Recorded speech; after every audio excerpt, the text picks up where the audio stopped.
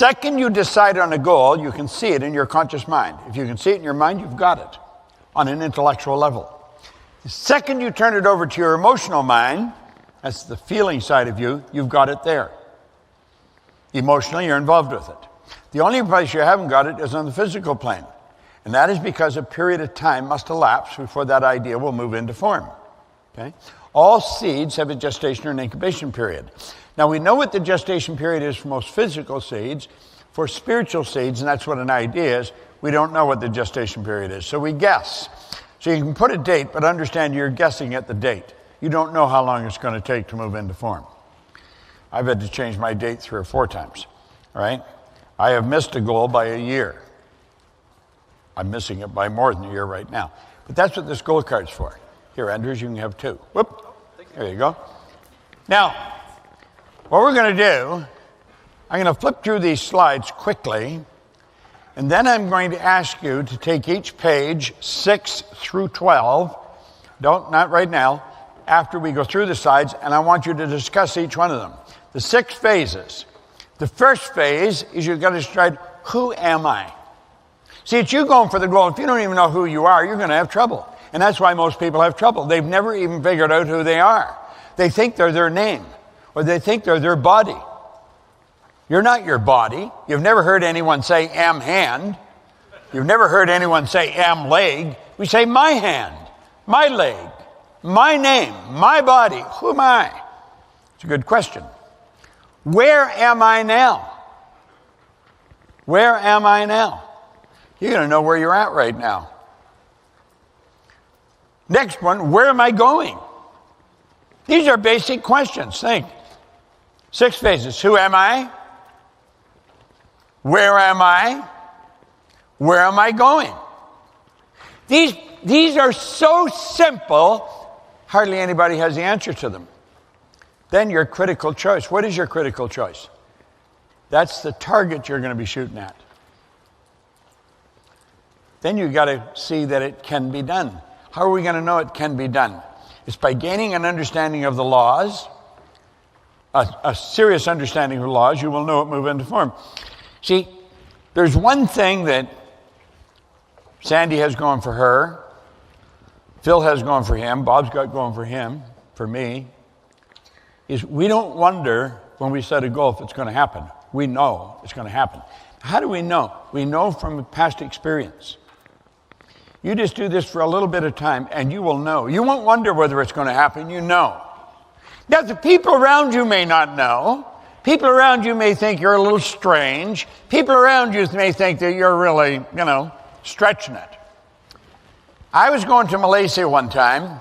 I was running back and forth between Kuala Lumpur and Toronto every month for about 5 years. And as I often mention, it's 25 hours in the air one way. If you go any further, you're coming back. It's as far as you can go from Toronto without coming back. So it didn't matter which way I went. Sometimes I go through LA, sometimes I go through London. I go around one way or I go around the other way. It didn't really make any difference. It took the same length of time. Well, why am I even telling you that? Oh, yeah. I spend time on the plane working with ideas or numbers. Well, on this one plate, I wrote down a 1 and 6 zeros, $1 million.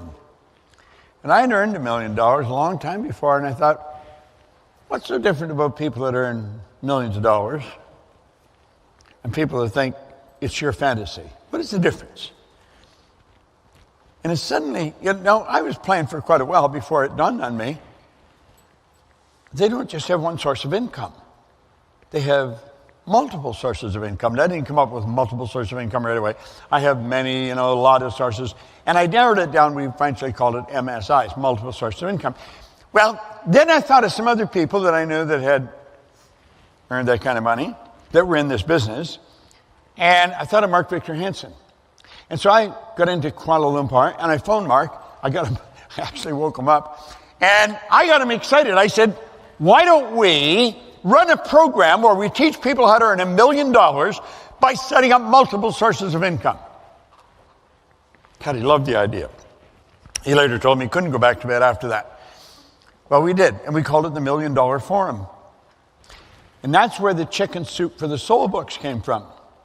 We were teaching people how to originate an idea and turn it into $1 million.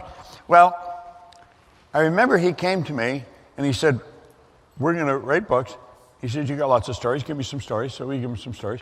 And he said, we're going to sell this book. We're going to sell 50 million before the turn of the century. I think it was around 1991 or 92. I've forgotten when it was. And I thought, this guy's smoking something. Now, mind you, we're teaching people they can do anything. And yet I'm thinking, he is nuts. 50 million. And if you sell 1 million books, you're doing well. Well, they didn't sell 50 million. They sold 72 million, and it's gone on to sell over 1 billion books. They ended up selling the whole company for many millions. And I learned then that whatever you think, there was no limit. So it was a great lesson for me way back in the early 90s. All right? Anything you think of, you can do. So you've got to understand it can be done. Now, how do we understand that? Well, what you want to do is relate to nature. You're part of nature. You're God's greatest form of creation. There's nothing that will equal you. Now, you're going to find all kinds of people. They go to their church, they go to their temple or their mosque or whatever, and they say, oh, yeah, it can all happen. But they don't really believe it at all. And they say, God, please help me. God ain't going to help you.